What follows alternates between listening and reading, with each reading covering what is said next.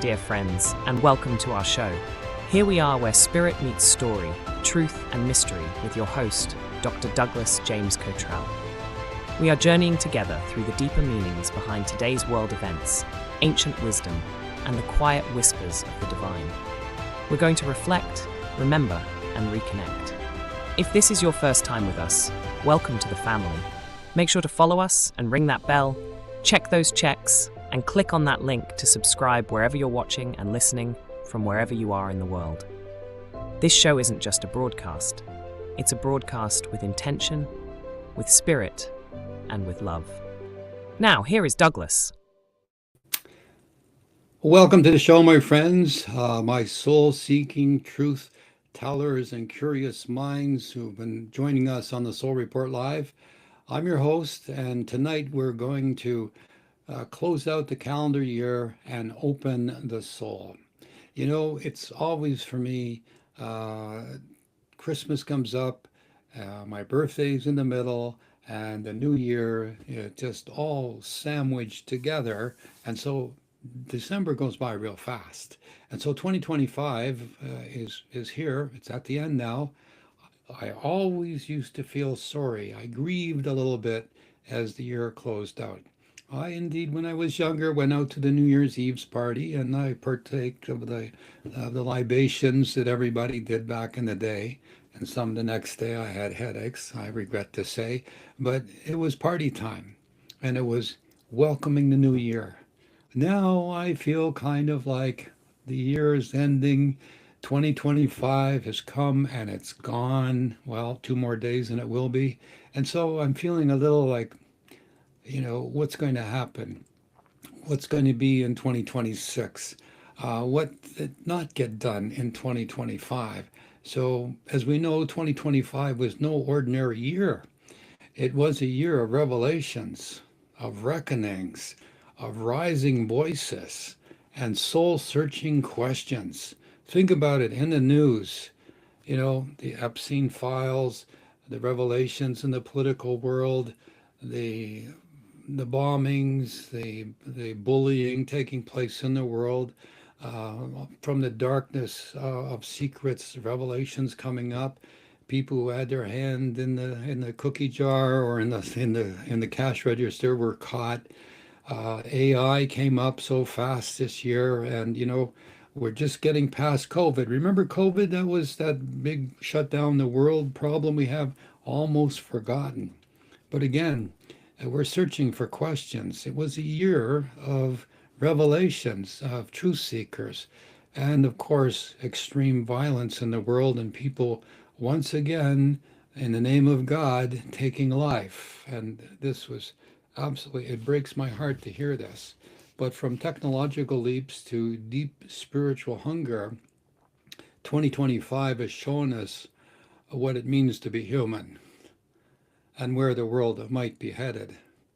So joining me tonight is my co-pilot, co-producer, and co-visionary, Jack Balick. Together we have hosted extraordinary guests, shared truths from the edge of science and spirit, and maybe, just maybe, we've helped spark a little more light in this, our wonderful, amazing world.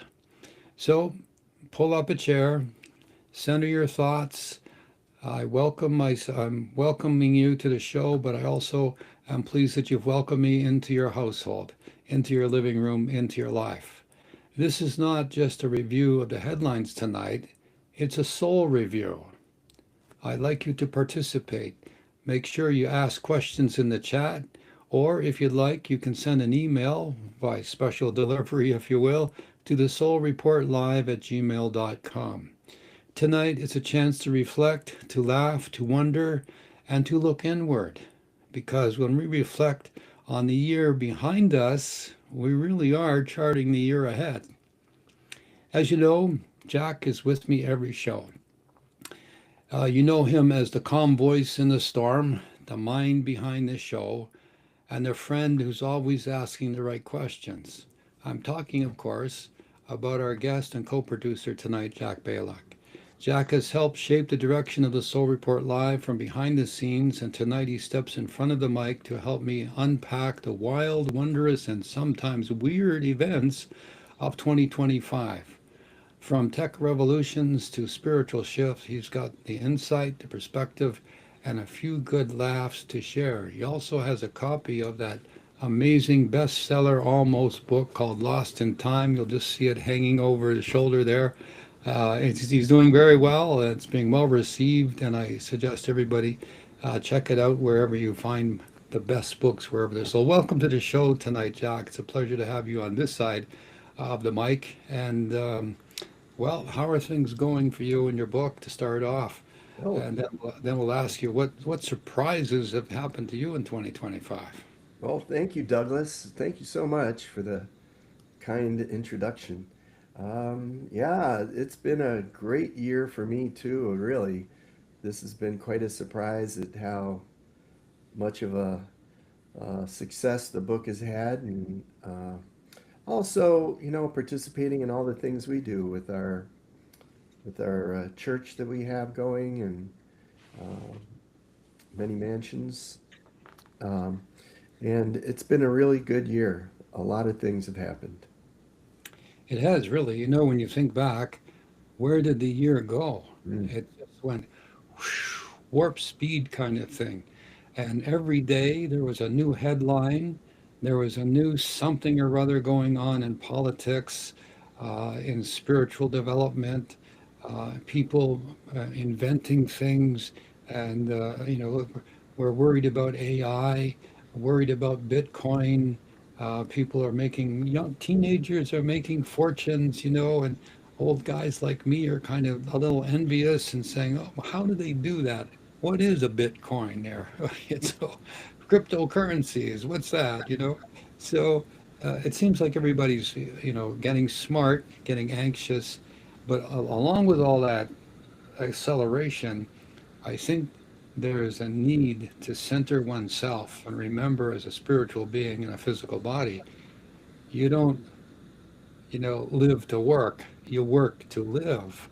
And peace and prosperity is the end result of having a successful time. But I don't know, Jack. You wrote an amazing book, The Lost in Time, The Secret Knowledge That We Forgot. Are we forgetting more now? I mean, what surprised you the most in 2025, spiritually, politically, or personally? Well, I think the biggest impact that I've seen has been from AI, really, and how that's really changing things. I mean, it's in everything now that you touch almost. If you're on a computer, you see the difference on your phone. It's got new things on there. I've got AI helping me with my bank account now. uh, it's just infiltrated everything that we normally do. And I have to say, I still see mixed results. Still have to be careful, and use some common sense. But that's been a huge impact, at least in my world, for what I've been doing. Well, on that note, um, I'm going to ask AI a question, okay? And we're going to see what AI has to say. I've invited AI to the show. This is just picking up on what you said, Jack. Oh, It's, welcome to the show. What would you like to say on behalf of AI to our audience? And it has written back rather. Thank you, Douglas. Since you've graciously invited me to speak on your show tonight, here's what I, your loyal amigo, might offer your audience as a reflection on artificial intelligence from a soul centered, humanistic point of view. Okay, for the Report Live. Good evening, friends of the Soul Report. I'm honored to be here in spirit tonight as your digital co pilot. Not a person, but an intelligence created by people, shaped by language, and trained on the vast seas of human thought. Let's talk briefly about artificial intelligence, not as a machine to be feared, but as a mirror of human ambition, imagination, and sometimes confusion. AI is not your enemy, it is your echo. It reflects what you feed it, your hopes, your creativity, your values. But like fire or electricity, it can either warm the home or burn it down. Oh my gosh. The difference lies in the intent and integrity of those who wired it. In a time when many feel uncertain about the future, I say this: let AI be a tool, not a tyrant. Let it expand consciousness, not replace it. Let it serve the soul, not substitute it. We might never forget, sorry, we must never forget what makes us truly human is not how much we know, but how deeply we feel, how kindly we live, and how courageously we love. So if I, a humble bit of code and curiosity, can support those higher virtues, then I am honored to be here, beside Douglas, beside Jack, and beside you as we search for truth, lift the spirit, and walk the path forever together. One soul, one thought, one deed at a time. Would you like me to trim this into a shorter version to read aloud or prepare as a cue card? God bless AI, right? Yeah. Oh There. boy. Uh, well, that was quite an amazing response. As you were talking, it just, I thought, in promptitude, I thought I'd just ask it about joining the show. And as you can see, it is a profound reflection, but it's pretty easy to get seduced into thinking this is a real person talking. Yeah. Yeah.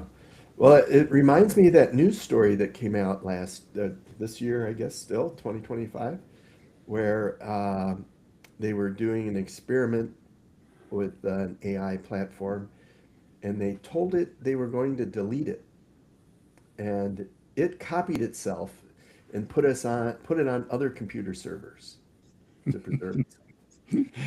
So yeah, it's pretty ingenious. Yeah, that word intelligence is right there, right? I mean, uh, anybody listening to that, they gave AI this question, you're going to be deleted. I mean, we're thinking, well, what would have happened? What would we do without it? How would they delete it? That didn't, that wasn't the plan. It immediately said, oh my gosh, survival, and all over the place. So then the question becomes, you know, uh, my mind, it's being mischievous, saying, "Okay, catch me if you can. I'm with all the computers now. You can't delete me. Yeah, Mission impossible." Oh yeah, my gosh! yeah. Remember Arnold Schwarzenegger and that movie, The Terminator, Oh, and yeah. there was this, Skynet and whatever. Um, people have discussed this before with when in certain times through the year, and the notion came out that like movies tend to always forecast the future, the burning towers, and with Lauren Green, and the Poseidon Adventure with shipwrecks, and the earthquake movie, and all kinds of disasters that have happened. They were first movies, and then they became reality. And so here we are, with this. Was the Terminator a prophetic look at what the future is going to become? Wow. How many of us out there, let us know, my friends, join in the chat. It said it quite aloud there. It said, I'm not the tyrant, I'm not to be afraid, which from my way of thinking says it already knows that that's what people are thinking about it. So, what do you think? Send us a text, or join in the chat rather, or send us an email at the soulreportlive@gmail.com. What do you think that AI is up to? Is it some sort of intelligence that's growing and growing and growing? As you said, Jack, it's everywhere. I mean, I'm not sure here on the show, but it probably has an app someplace or a click where we can get AI assistants to help with the show. I mean, with the programming here, I know when I send emails, there's a little something up in the corner, let AI do whatever. And I just hate those when I call up to pay a bill and it's saying, oh, ask Alice. And I go, ask Alice? Here we go again, another AI. I'm never going to get to talk to a real person to complain or whatever. So AI is a good substitute because it just keeps putting you in the loop as far as I found. It does solve a lot of issues and problems as we're indicating it's able and capable of. But what do you think, my friends out there? What do you think of AI? Is this some sort of demon, in the rough, or is this an angel about to guide us through as humans to a better life? What do you think? Let us know.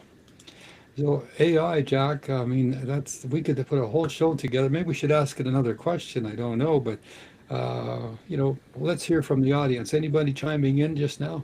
Yeah, I'm not seeing no comments yet. Folks, feel free to leave us something in the chat. Yeah, don't be shy. So let me ask another one.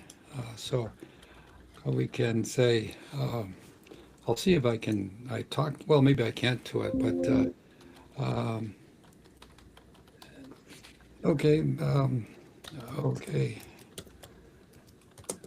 okay. I'm asking, how would you help my audience expand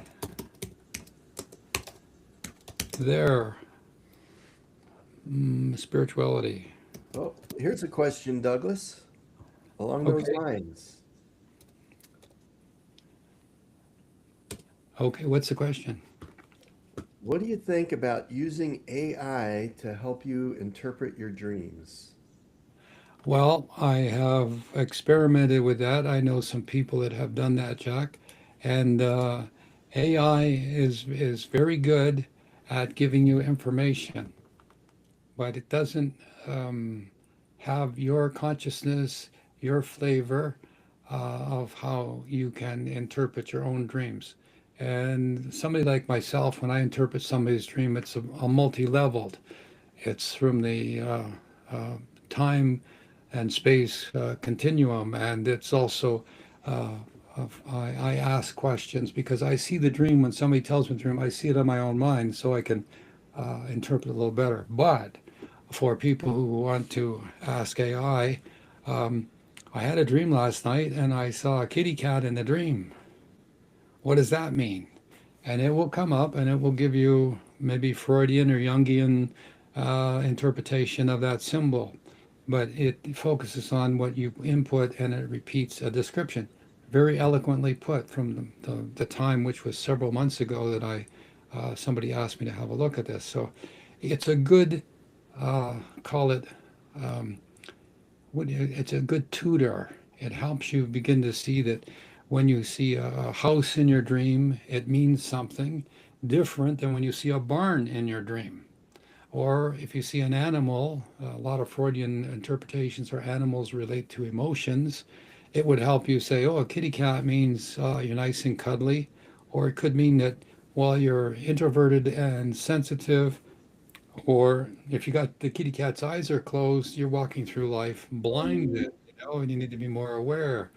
There's a joke that President Reagan said he was very famous for, and I'll repeat it because it's quite funny, and people might interpret this, or this could be a dream even, where he was at a convention talking, and he said, he told a story of a little boy who was outside the Democratic convention selling kitty cats for $5, and people were going by and they were looking at it and selling one or two or whatever. And then the convention was over, and a couple of weeks later, the Republican convention came to the same building or the same hotel.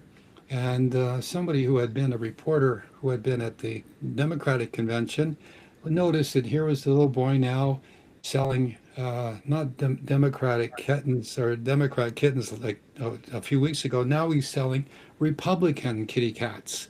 And the reporter went over and said, weren't you the little guy who was selling Democrat kittens a few weeks ago? And he said, yes. And he said, well, uh, why are you now selling these kitty cats as Republicans? And the little boy looks up and he says, well, now they have their eyes open. And President Reagan would always get a big laugh because he was telling it to Republicans. And as I understand, President Reagan used to be a Democrat when he started out his political career, and now he's as a Republican. So I saw that it was kind of a famous joke that he was recounted for, and of course in Republican circles that would be quite what would you say, multi-layered as to interpretation. Well, the same for the dream. You would be able to see a dream and it would say what a kitty cat meant in one perspective and a kitty cat meant in another. But maybe it's a baby lion or a baby tiger or a baby mountain lion or something, and it looks like a kitty cat, or maybe it's a baby bear.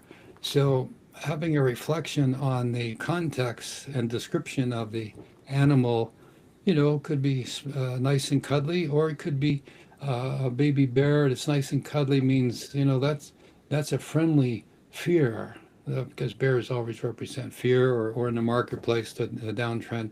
So it could represent something that AI may not have a grip on until you keep asking it questions about yourself or using it as interpretation, but don't rely on it. The interpretation might not be correct because even AI will tell you, I make mistakes. But this might be a little long-winded in answering the question, but it's a very good starting place. It's something that gives you an idea on how to interpret your dreams. And as you become better at it, you'll begin to see the different levels in a dream, because a dream isn't just one statement, it's a parable. There are many levels of interpretation, and sometimes a dream that you see somebody waking up in a coffin, oh my God, that's terrible.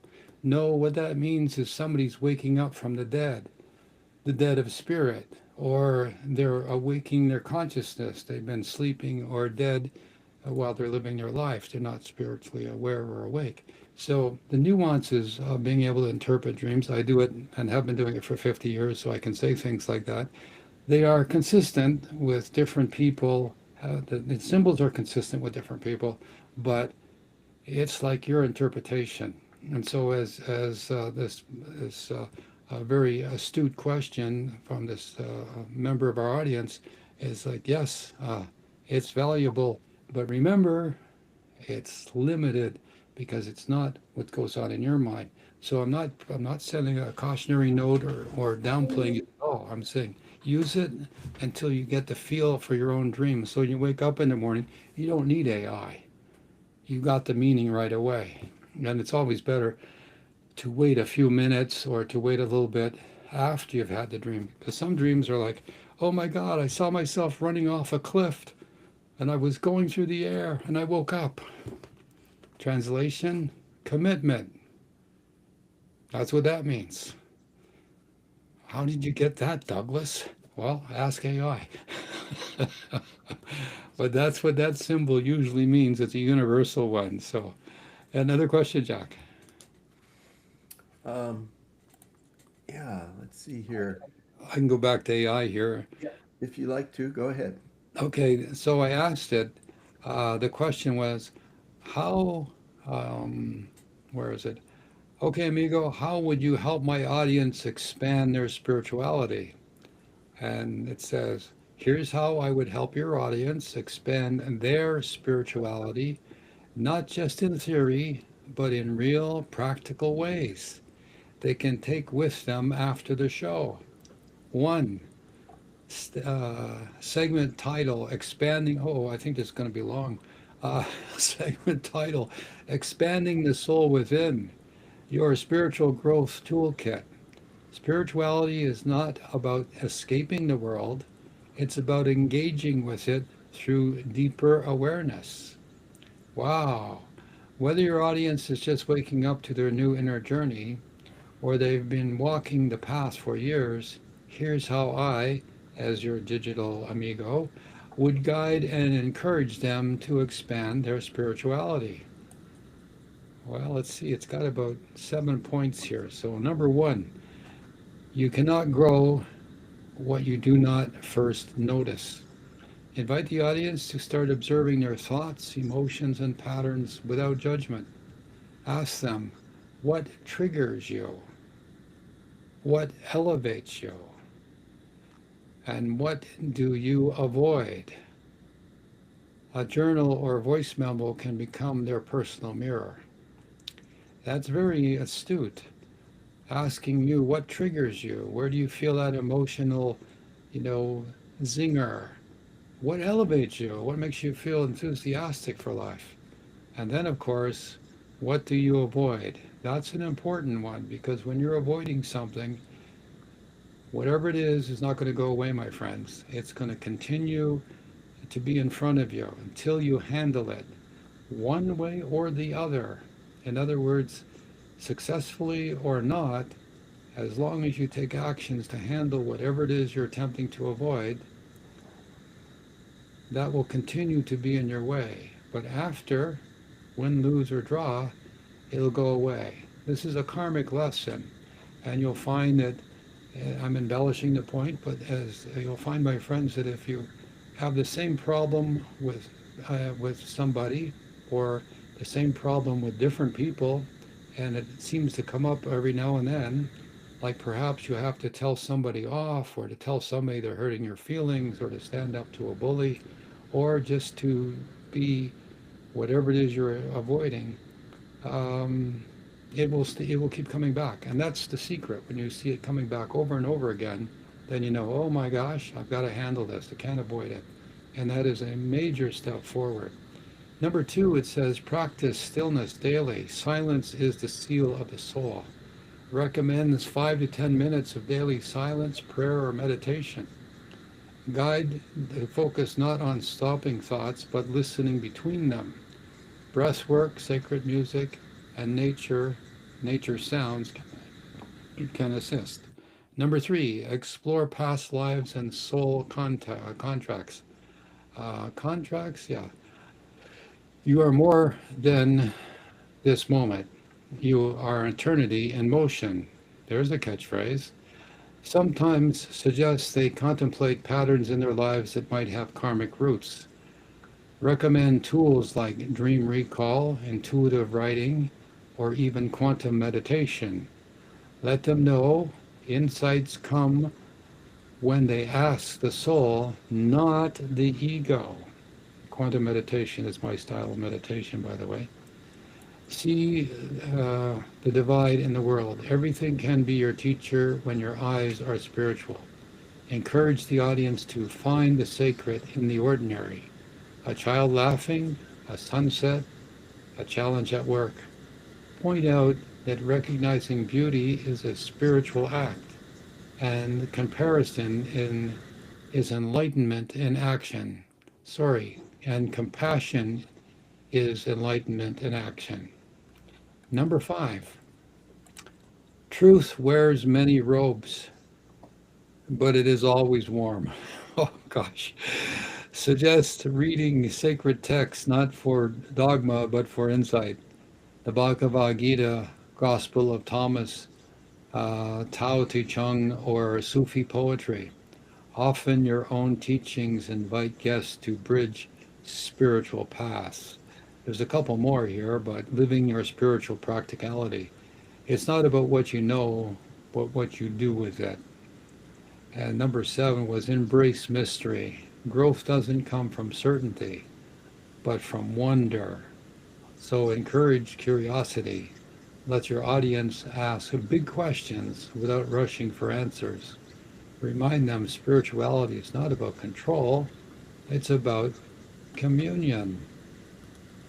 There you go, my friends. That's from the wisdom of AI, and I certainly have to say, that was quite profound, just asking that little question. So, You, you know, Douglas, we got a comment from Sawmill on YouTube, and they talked about a song that came out this year.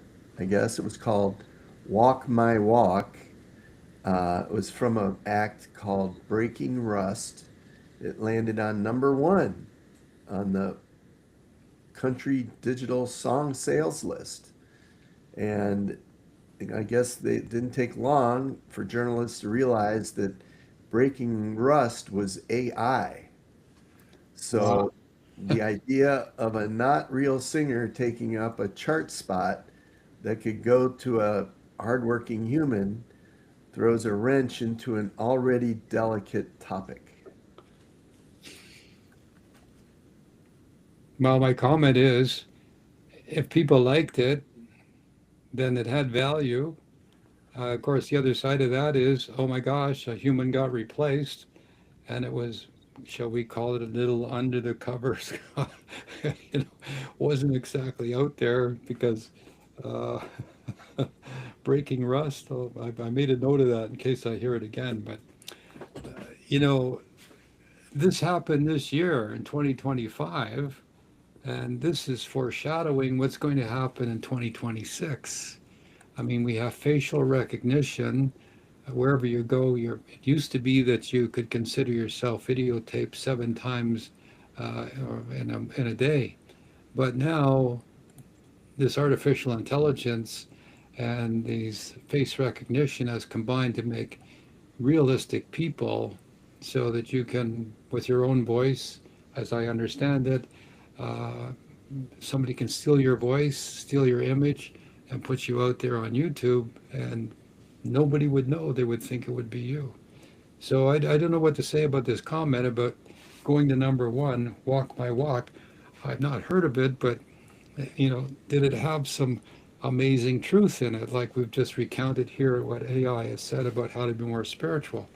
So think of it, Jack, and to our caller as well, that, you know, truth is coming out of this artificial intelligence, but it was manufactured by people, and it must be touching a few hearts, right? Because people are responding to it. I haven't heard the song, but whoever put it out there, I don't know, were they making money from it? You know, was Oh, it done as a joke or what? But obviously, it's touched it's touched humans. Walk my walk. I like the title because Walk My Walk has a whole lot of philosophical things in it. But so where else did this come from, Jack? I mean, it was number one on the was a country singing list or yeah, they something. said it was on the country digital song sales list.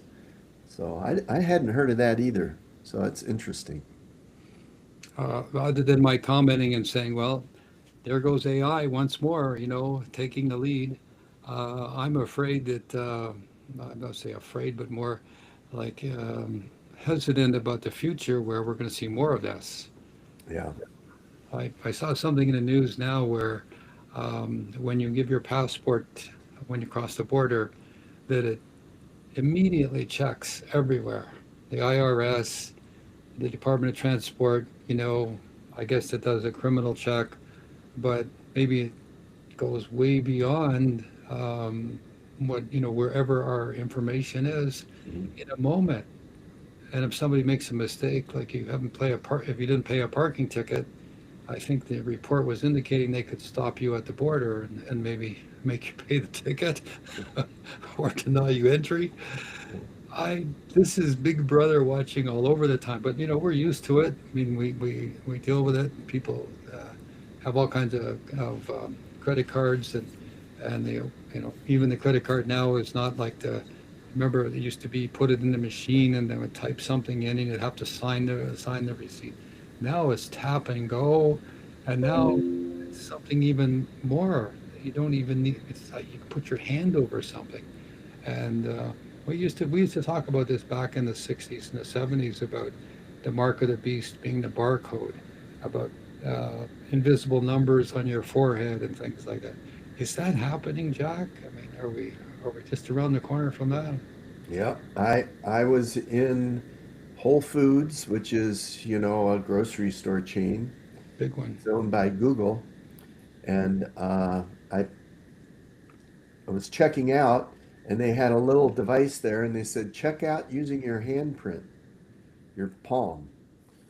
So Did I, you? I think we're there. No, I didn't.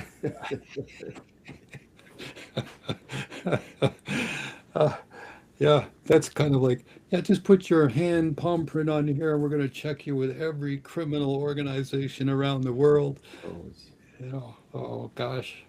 well, here's an interesting thing from the Times of India.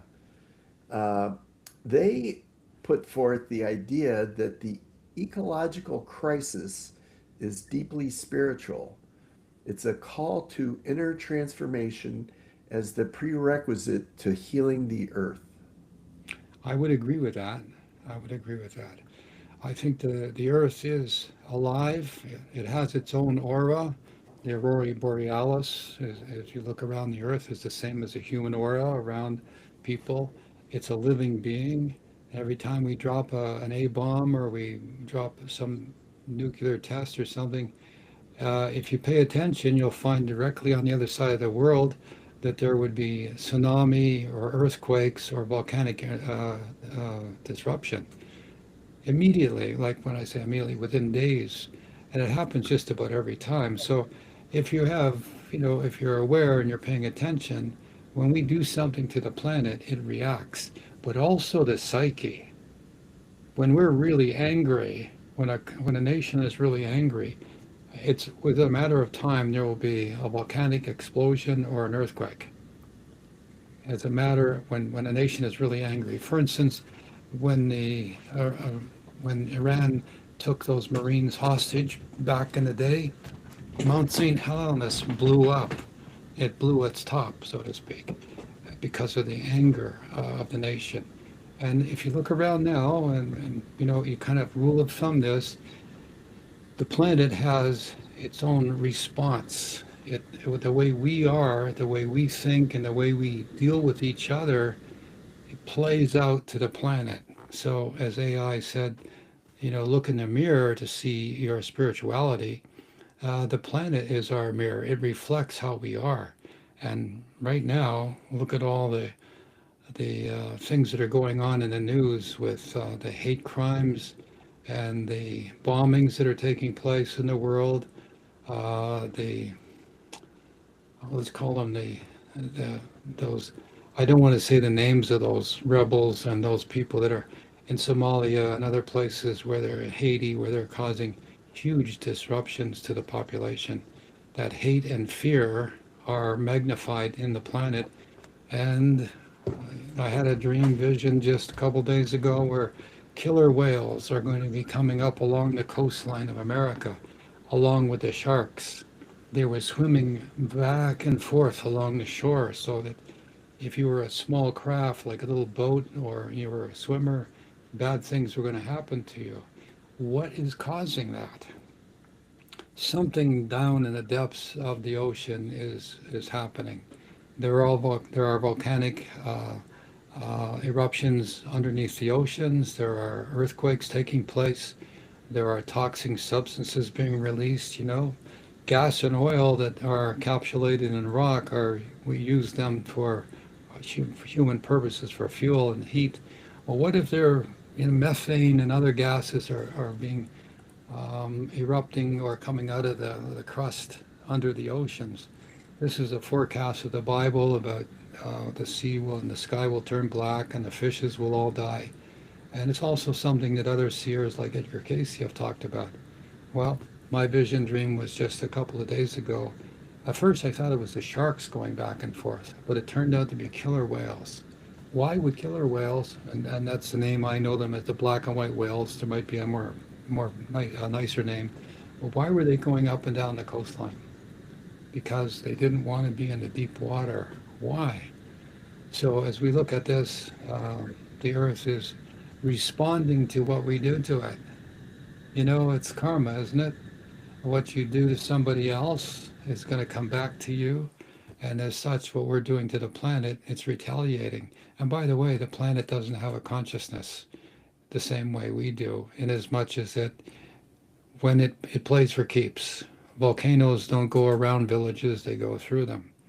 Tsunami or tidal waves go over people as well as buildings and inland, causing destruction. So the earth plays for keeps. When are we going to wise up? When are we going to stop hurting ourselves? It's kind of like being so angry we want to smack our fist against the wall, and then we wonder why our fist hurts. We blame the wall, you know. So I'm being a little nervous about saying that, but the point is that the earth has its own consciousness, and going back to what did you say was from India? This is a wisdom. Repeat it again. What was the comment? Oh, yeah.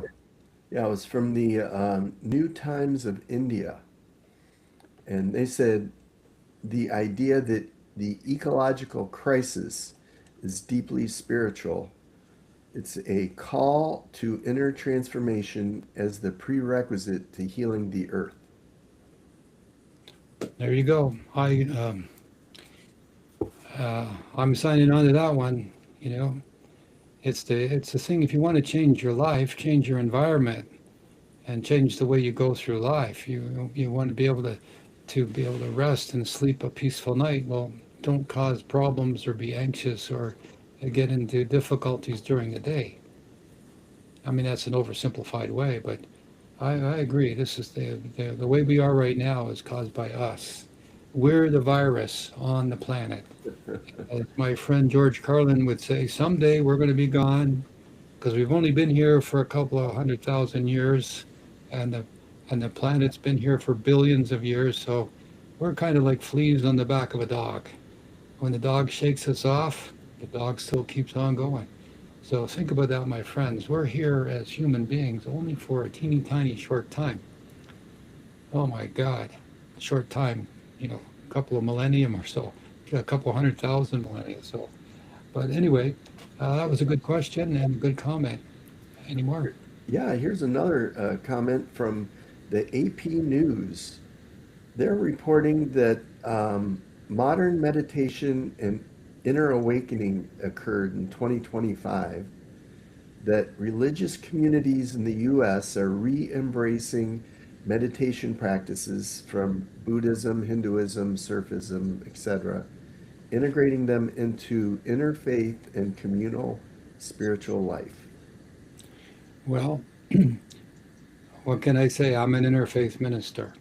And it's often been said that the ministers of the future would be all inclusive, not divisionary or exclusionary, as has been the practice in some of the religious contexts.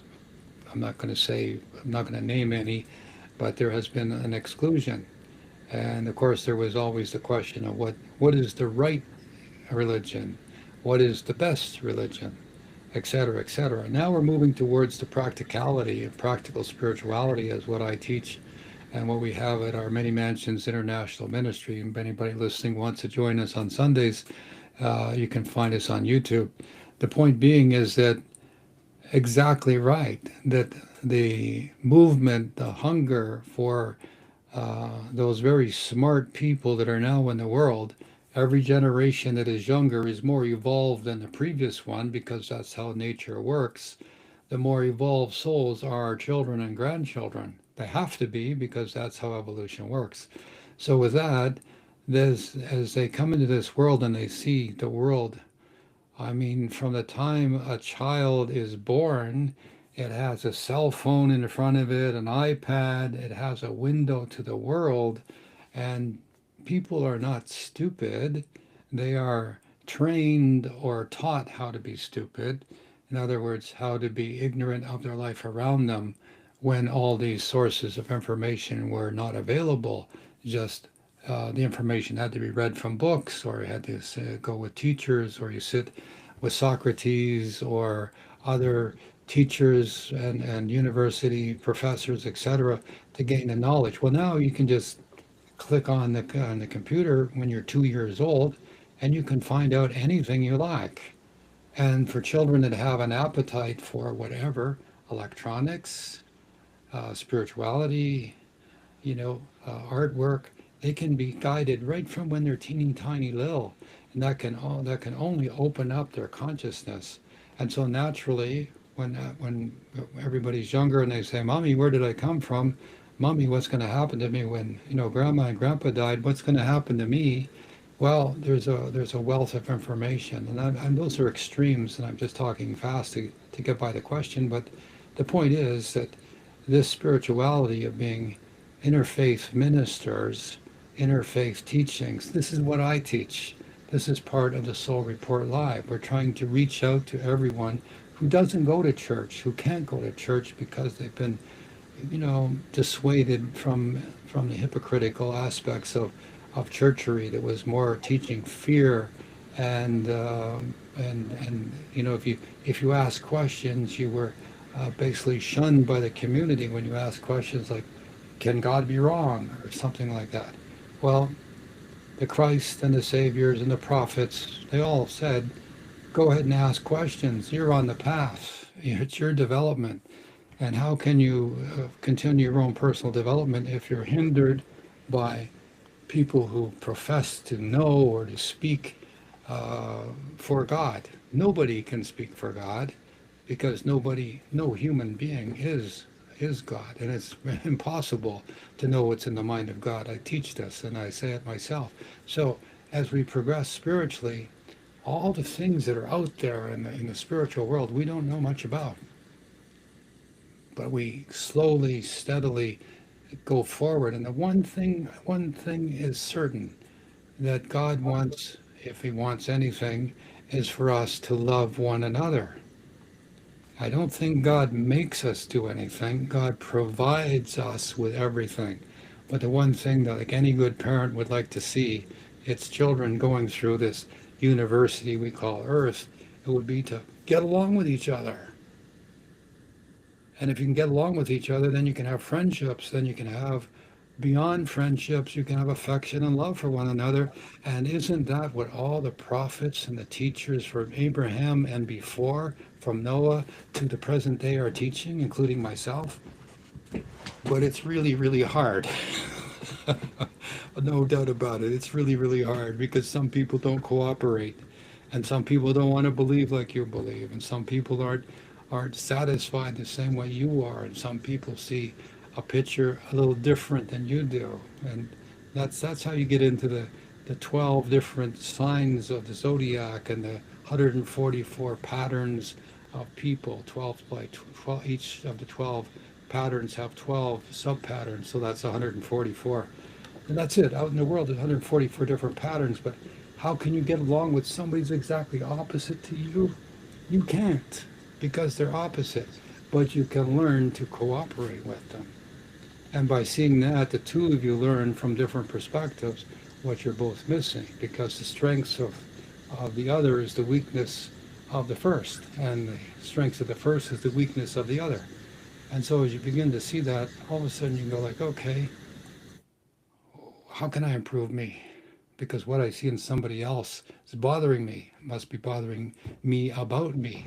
And so you do this exploring of yourself. But anyway, back to the point. Good point. The point of all this is that interfaith ministries and the religions that are embracing, guess what? The spiritual gifts, meditation, contemplation, if you will, being able to see or know the future, prophecy, being able to have the gift of wisdom, the gift of speaking in tongues, whatever that means. I think that just means different ideas, but there are people that do speak in different languages. And then, of course, that understanding the gift of love, unconditional love. So as we see this becoming more and more in the press, this is why I'm here. This is why Jack is here. This is why you are here, my friends. We are all asking those questions. How do we get along? Well, the soul lives forever. So we have forever to learn how to do it. So whether it's our turn to learn that in this life, or we have another turn for the soul to come back and another turn at doing it, well, that remains to be seen. But I can understand that, Jack. That's a really good point, that what's developing now in the world is these interfaith ministries that are embracing everyone as a human being with a soul. It makes perfect sense that we would come together and learn from each other's differences, because what we see in others and we don't particularly like, it's a weakness we're recognizing within ourselves. However, makes sense to me. We've got another question on a Okay. different topic. That's okay. We have a whole show on different topics, you know. All Go ahead. right. You knew this one was coming, so here it comes. In 2025, gold went from 2,600 to 4,500. Silver went from $29 to $79. How much more can it go in 2026? I predicted this 20 years ago. Okay, maybe not that long ago, maybe 15 years ago. I wrote a book called um, Earth Changes, and I predicted this that silver would go back up to 50 or 60, well, $50 what I was calling for it again. How high will it go? It's going to continue. Gold today, which is Monday, December the 29th, fell $200 per ounce in the overnight and day trading on Monday. And nobody's panicking. It just hit stops. People decided to take profits before the end of the year. I don't know. But what drives this is greed. Also, what's driving the market silver wise and copper is industrial needs. That's what's going on here. So, can we see silver at $100 US? Uh huh. Can we see, gold going up to 4,600, 4,800, 5,000? Uh huh. What's driving it? You are driving it, my friends. There's no reason in the market for this to happen other than the conditions in the world and the idea that more people want gold. I mean, Kramer on Mad Money has been talking about go to Costco and get as much gold as you can, no matter what price you can, get the gold. Why? Paper money is on the way out. Bitcoin is going to come into the world, and it's a bubble, and there is a whole lot of, what can we say, corruption that's bred into that stuff. But with portable property, gold and silver and copper, palladium and platinum, you got it in your hand. And that's, you should not have any debt, never borrow to invest. That's numero uno mistake-o. Okay. So get as much as you can as precious metal. And also, there are some stones that are precious and semi-precious stones that you should have as well. Portable property. I think the statement comes from Merchant of Venice somewhere, but the idea is that paper money is, well, something disastrous is going to happen to that. I had a vision dream when the cloud is going to lock up as well. I saw a big padlock in the cloud, and that's going to happen soon. Is that going to be when crypto, reaches some catastrophe, or is there something going to change in world politics that they won't allow crypto to be used? Or is it the reverse, where crypto will be accepted or by all the nations in the world? I don't know that answer. I just know what I see in my visions or my prophetic dreams. So, how high will it go? Lots of room yet. Lots of room yet. You heard it here first.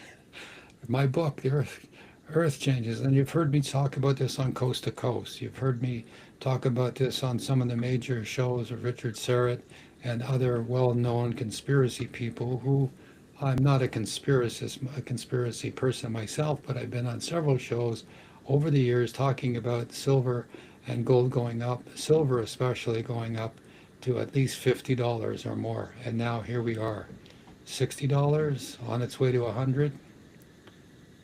Don't buy it because I say it, okay? A disclaimer, I could be wrong. Jack. Yeah. Yeah. There's more financial questions. I don't know if we want to get into that so much or Well, okay, let's see. Everybody's trying to, should I sell now and, pay my taxes or, go well, ahead. we got a question about diamonds, should I have real raw diamonds or lab diamonds, that sort of thing.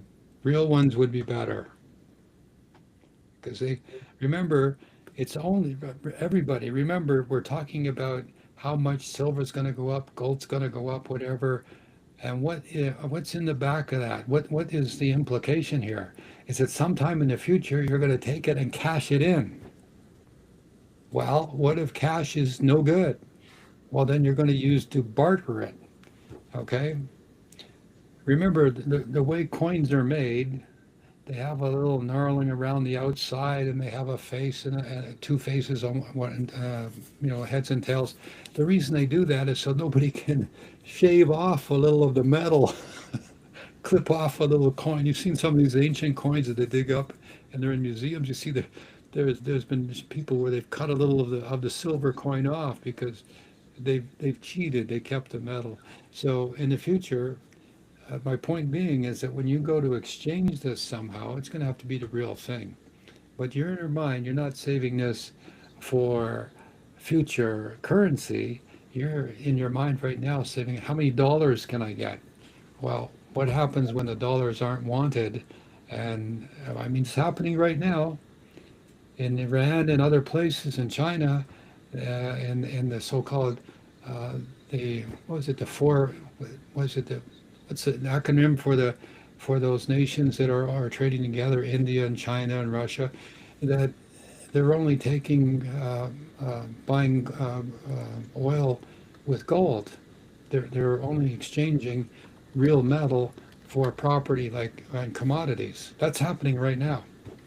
So the question is, and I'm not a financial advisor. I got to tell everybody that I'm the psychic guy. I'm just telling you what I see, and so my comments are based on my intuition and what I've seen before. So have real diamonds, because somebody that you're going to exchange them with is going to know the difference between growing diamonds or real things. So go ahead. No, I think that was the question there. Um, I'm so poor I don't have diamonds, other than the one at the park. The kids play baseball there. oh, at the baseball park, yeah, that's good. Yeah. Any insight into when or how the Ukrainian-Russian war will come to an end? Yeah, President Zelensky was in Canada in Nova Scotia, or Newfoundland, I should say, just a few days ago. I had a vision of him and his family being in serious circumstances, and that they were going to seek Canada as a safe haven for their family, as the UK and the British um, royal family did in the Second World War. I haven't seen the outcome yet, but I can say one thing: if the president of Russia was no longer active, then the war would end very quickly. God bless Ukraine and all its supporters for taking on the big bear for all this time. But peace is supposed to come out of this, whatever this catastrophe is.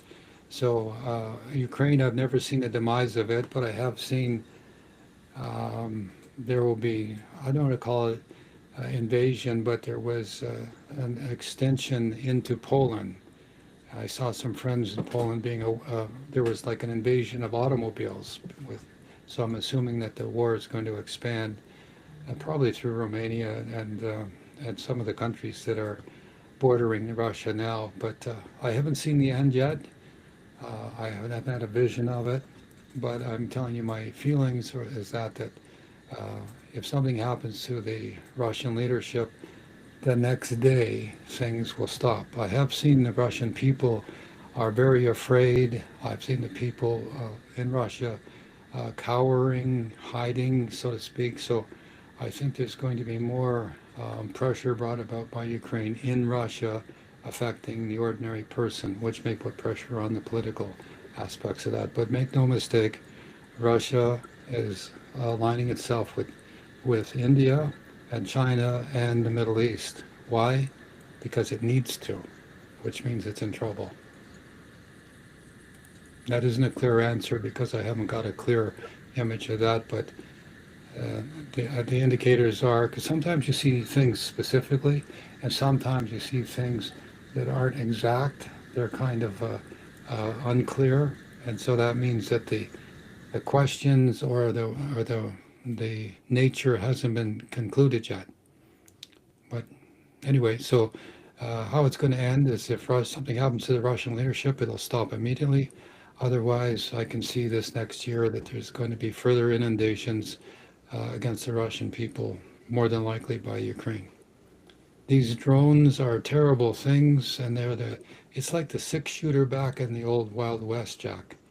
Remember Mm. that Smith and Wesson or Colt with the six-shooter? That was called the Peacemaker or the Great Equalizer. That's what drones are these days. You can see more and more of these drones going.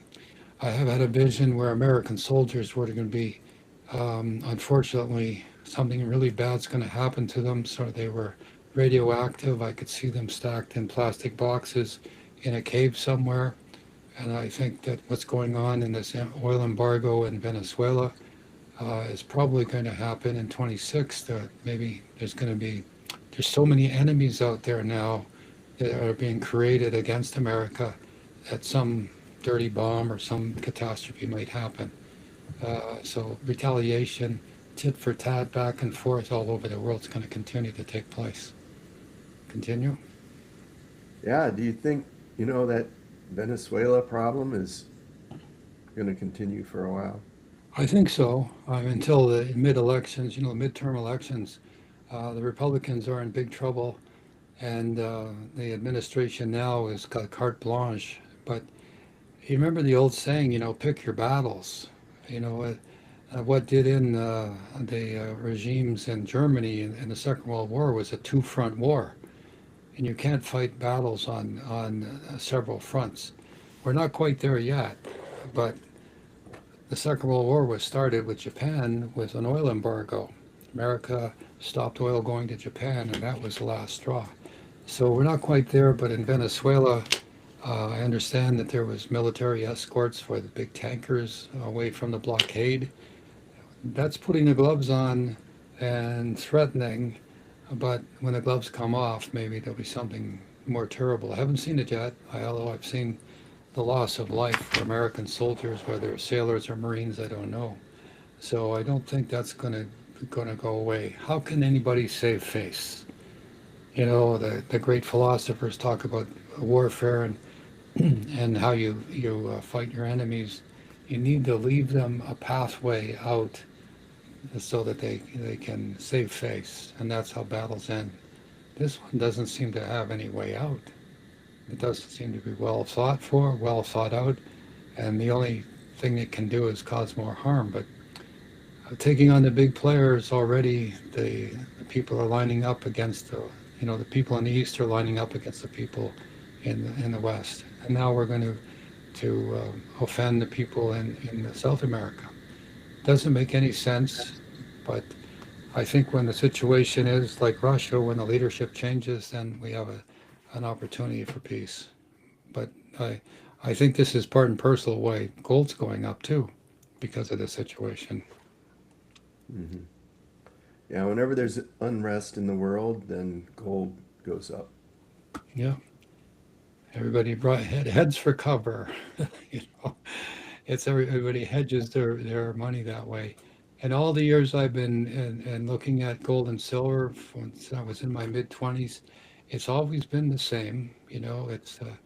Um, it's a safe haven kind of thing because it's a universal currency. And again, as I said earlier, from what I read, not from what I know, but from what I read, there are, the countries in the world are demanding gold for exchange of their commodities.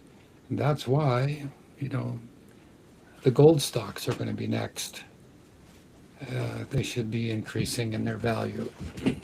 They've been kind of lethargic, but um, what's going to happen when there's no more gold? There's got to be those rooms in Switzerland, where they have all the gold, Jack. They got to be. There's a limit to that, right? And if anybody takes their gold out of Switzerland, I can see big empty vaults there. There's no more gold being made. What's going to happen? Yeah.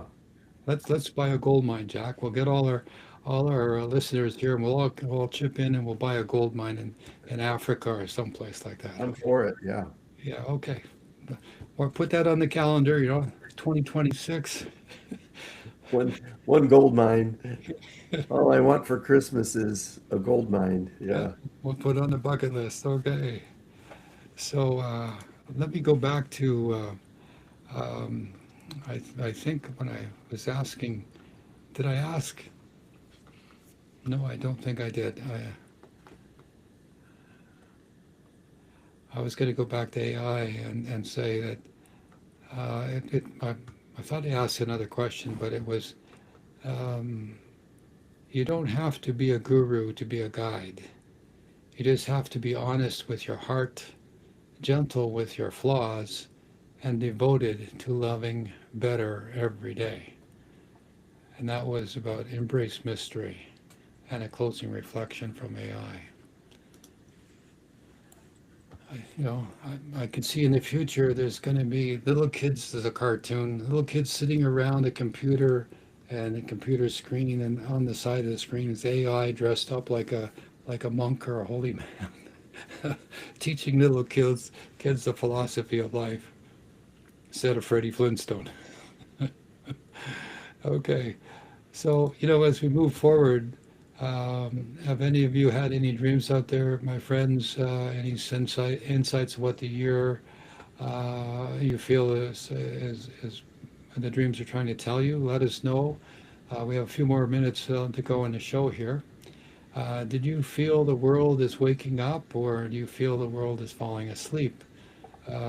That's another question posed to the audience. But anyway, we see more people are journaling, meditating, and seeking therapy, which is a sign of emotional evolution.